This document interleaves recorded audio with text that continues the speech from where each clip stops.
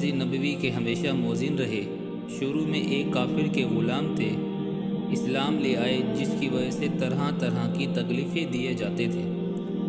امیہ بن خلف جو مسلمانوں کا سخت دشمن تھا، ان کو سخت گرمی میں دوپہر کے وقت تپتی ہوئی ریت پر سیدھا لٹا کر ان کے سینے پر پتھر کی بڑی چٹان رکھ دیتا تھا تاکہ وہ حرکت نہ کر سکیں، اور کہتا تھا کہ یا اس حال میں مر جا اور زندگی چاہے تو اسلام سے ہٹ جائے، مگر وہ اس حالت میں بھی احد احد کہتے تھے، یعنی معبود ایک ہی ہے۔ رات کو زنجیروں میں باندھ کر کوڑے لگائے جاتے تھے اور اگلے دن ان زخموں کو گرم زمین پر ڈال کر اور زیادہ زخمی کیا جاتا تاکہ بے قرار ہو کر اسلام سے پھر جائیں یا تڑپ تڑپ کر مر جائیں۔ عذاب دینے والے اکتا جاتے، کبھی ابو جہل کا نمبر آتا، کبھی امیہ بن خلف کا، کبھی اوروں کا، اور ہر شخص اس کی کوشش کرتا کہ تکلیف دینے میں زور ختم کر دے۔ ابو بکر صدیق رضی اللہ تعالی عنہ نے اس حالت میں دیکھا تو ان کو خرید کر آزاد فرمایا۔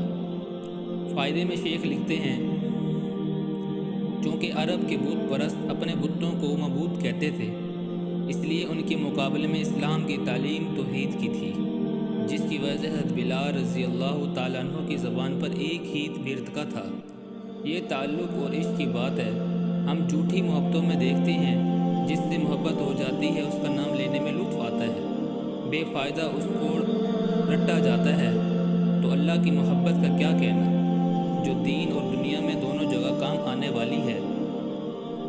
یہی وجہ ہے کہ حضرت بلال رضی اللہ تعالیٰ عنہ کو ہر طرح سے ستایا جاتا تھا، سخت سے سخت تکلیفیں پہنچائی جاتی تھی، مکہ کے لڑکوں کے حوالے کر دیا جاتا تاکہ وہ ان کو گلی کوچوں میں چکر دیتے پھرے، اور یہ تھے کہ ایک ہے کہ رٹ لگاتے تھے۔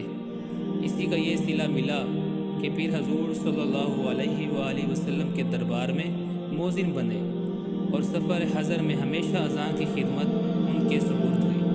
حضور صلی اللہ علیہ وسلم کی وصال کے بعد مدینہ طیبہ میں رہنا اور حضور صلی اللہ علیہ وآلہ وسلم کی جگہ کو خالی دیکھنا مشکل ہو گیا، اس لیے ارادہ کیا کہ اپنی زندگی کے باقی کے دن جہاد میں گزار دوں۔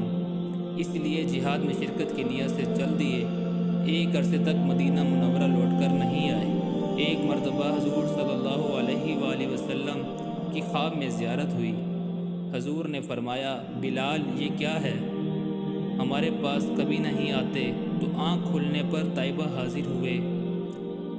حضرت حسن حضرت حسین رضی اللہ تعالیٰ عنہ نے اذان کی فرمائش کی۔ لاڈلوں کی فرمائش ایسی نہیں تھی کہ انکار کی گنجائش ہوتی۔ اذان کہنا شروع کی اور مدینہ میں حضور صلی اللہ علیہ وسلم کے زمانے کی اذان کانوں میں پڑھ کر ایک کوہرام سا مچ گیا۔ عورتیں تک روتی ہوئی گھر سے نکل پڑی۔ چند روز قیام کے بعد واپس ہوئے اور سن 20 ہجری کے قریب دمشق میں وصال ہوئے۔